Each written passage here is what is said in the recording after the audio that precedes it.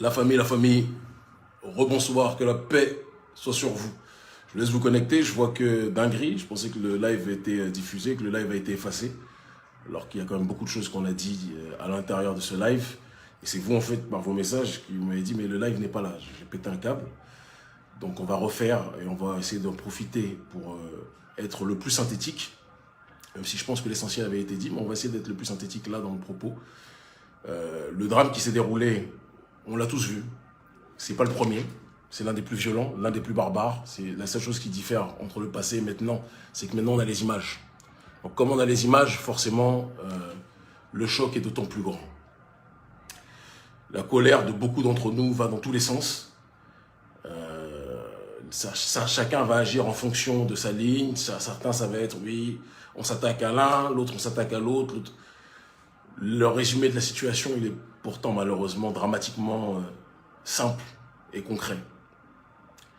La plupart des gens qui quittent nos pays pour aller vivre l'enfer du côté du Maroc, de l'Afrique du Nord, du Maghreb et in extenso évidemment de leur destination finale, l'Occident, c'est des gens qui pensent que le pays qui compte les richesses les plus importantes de la planète, les ressources minières les plus importantes de la planète, ils pensent que ce pays c'est un enfer, que ces pays c'est un enfer, cela constitue un enfer.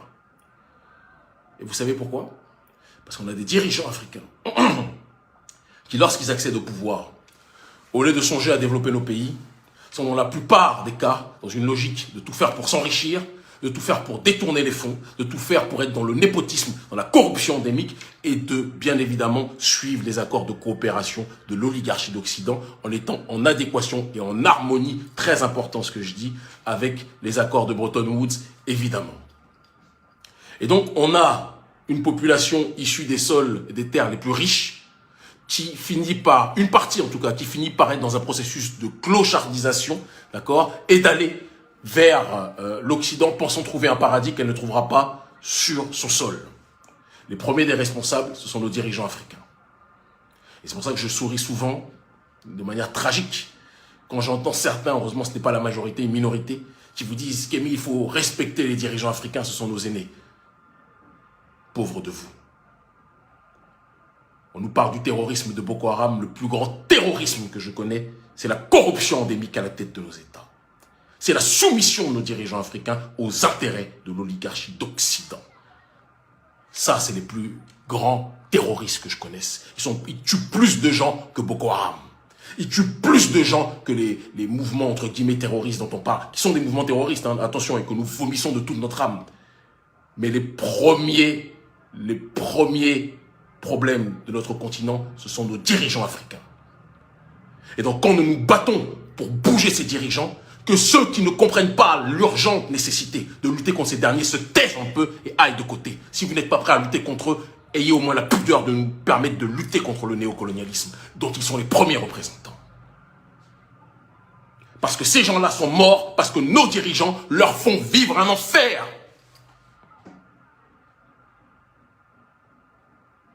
Il faut qu'on soit capable de le dire. Il faut qu'on soit capable de le dire, de l'énoncer, de l'exposer.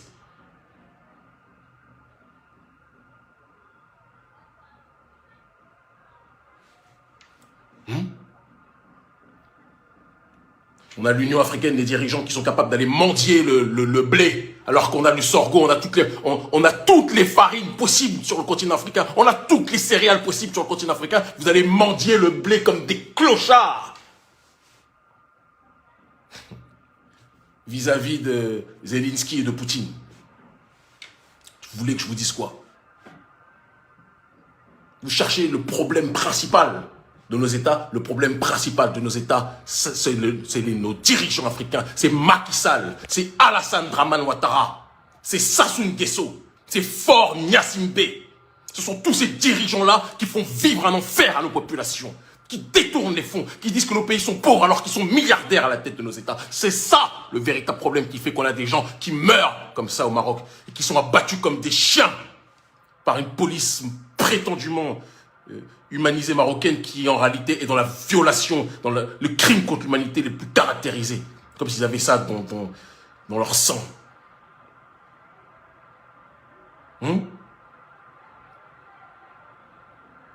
Comment vous pouvez m'expliquer que Macky, lorsqu'il est arrivé, avant de rentrer en politique, était très paupérisé, ou n'était pas en tout cas les plus riches, aujourd'hui c'est une grande fortune au Sénégal. Comment? Pendant que son pays, la plupart des gens de son pays vivent en dessous de 100 euros, aux alentours de 100 euros par mois. Vous pensez que c'est normal? On dit le problème c'est les autres. Le problème c'est nos dirigeants. Le problème c'est nos dirigeants africains. Vous ne voulez pas l'entendre, il faut que quelqu'un vous le dise. Nos dirigeants africains vendent nos terres, vendent nos peuples comme ils l'ont fait pendant la période de l'esclavage. Et c'est ce qui continue aujourd'hui. Quand vous vendez à bas prix les ressources minières, eh bien, il y a des gens qui vont suivre le circuit des ressources minières et qui vont aller en Occident. Mais le problème, c'est que le monde entier aime les ressources africaines, mais il n'aime pas les citoyens africains qui foulent le sol où se trouvent ces ressources initialement. Alors que l'on soit clair, tout le monde, je l'ai dit tout à l'heure, je le redis de manière la plus synthétique possible, d'accord? Je crois toujours que quand Dieu fait quelque chose, c'est toujours bon. Donc si peut-être qu'il y a des choses qu'on disait dans le live qui dérangeaient, mais on va les redire là maintenant de manière encore plus frappante. On verra si ça va encore sauter celui-là, d'accord? Tout le monde connaît mon positionnement sur les questions migratoires. Moi, je pense que les Africains doivent rester sur leur sol et tout faire pour libérer. On doit tout faire pour libérer nos pays. Ça, c'est Ça, c'est mon point de vue et il ne changera jamais. Le paradis que certains vous vendent lorsqu'ils sont en Europe, etc. Je suis né en Europe, je suis né en Occident. Je peux vous assurer que le paradis n'est pas ce que vous croyez. Mais il y a aussi une responsabilité de la diaspora d'arrêter de vendre du rêve. Alors que quand elle vit, je ne sais pas combien RSA, je ne sais pas combien le RMI, etc. en France, mais quand vous venez avec des salaires, des petits salaires d'Europe et vous venez en Afrique, leur faire croire que si vous menez une vie de rêve, vous vendez de rêve, vous vendez du mensonge aux semblables qui sont après prêts à risquer leur vie pour partir. Ça aussi, il faut qu'on en parle. Il faut qu'on se remette en question, nous tous, collectivement. Nous tous. Moi, vous, nous tous. Nous tous. Sans quoi on ne pourra pas avancer. Donc les premiers responsables, les responsables numéro 1, suite aux accords de Bretton Woods, suite aux accords de coopération que nos dirigeants africains suivent, avec la plus grande allégresse, ce sont nos dirigeants africains. Les plus grands terroristes du continent africain, ce sont nos dirigeants africains, notamment les pays d'Afrique, entre guillemets francophones, les plus grands soumis aux intérêts occidentaux. Parlons-en. Ceux qui ne sont pas d'accord, vous pouvez quitter la page. Vous n'êtes pas forcés de rester. Vous pouvez aller voir les histoires de Sérédier, comment ça s'appelle, de Live TV, là, ces histoires-là. Allez, allez-y. Là, on parle de choses sérieuses. Là, on parle de choses sérieuses. Il faut aussi qu'on parle du Maroc. Il y en a qui disent informer c'est bien et ça ne suffit pas. C'est certain. C'est pour ça qu'on aimerait bien te voir sur le terrain avec nous et pas caché derrière ton téléphone. Réfléchis-y. Parlons du Maroc. Le Maroc est, depuis un certain temps, devenu, par le biais de ses autorités, je sais qu'il y a énormément de Noirs au Maroc et énormément de peaux sombres au Maroc, qui sont, moi, quand j'y suis allé, j'ai vu, c'est pas un pays caucasien, le Maroc. C'est un pays de poissons, c'est un pays où il y a énormément de Noirs, là-bas.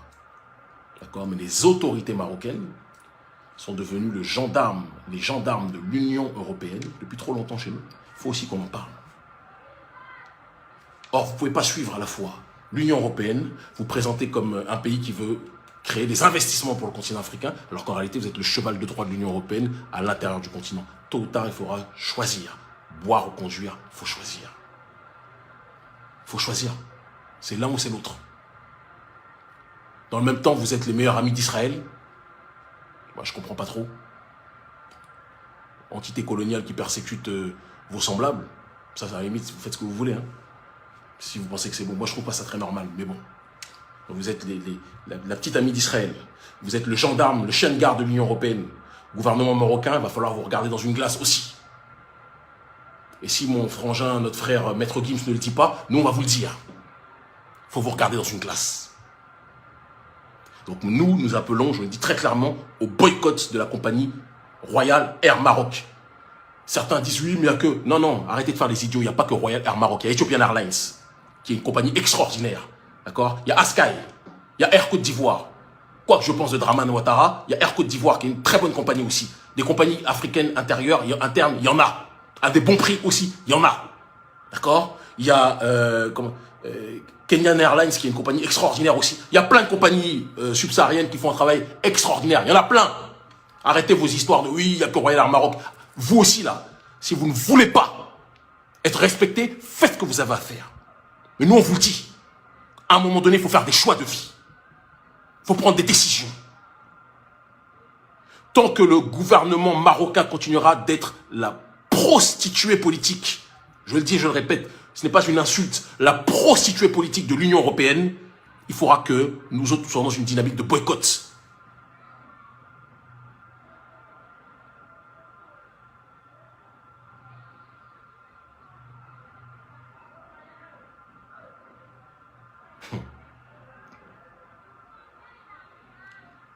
Les autorités marocaines ne peuvent pas venir nous dire qu'elles développent le continent africain, qu'elles sont là pour des projets, etc. et dans le même temps faire le gendarme de l'Union européenne. L'Union européenne, et j'y viens, est l'entité la plus mal placée de l'histoire de l'humanité pour dire aux gens qui a le droit et qui n'a pas le droit de migrer.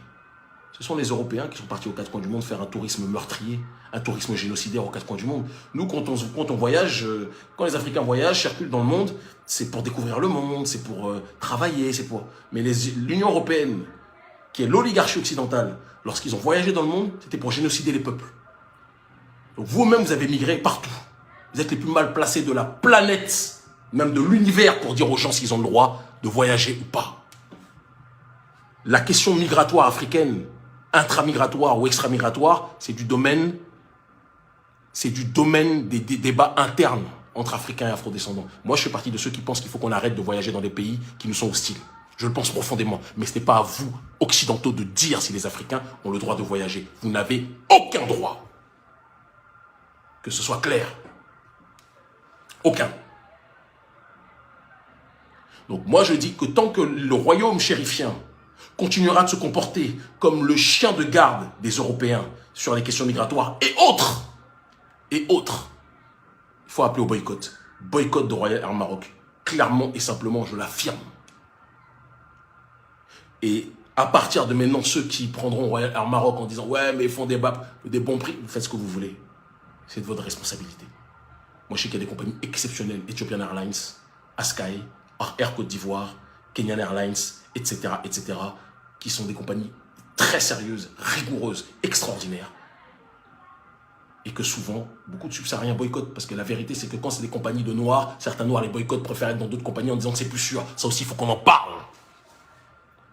Les autorités marocaines vont comprendre la colère africaine quand on va taper dans leur portefeuille. Et croyez-moi que Royal Air Maroc rapporte beaucoup d'argent au gouvernement marocain. Beaucoup. Donc c'est à chacun de voir. C'est à chacun de voir.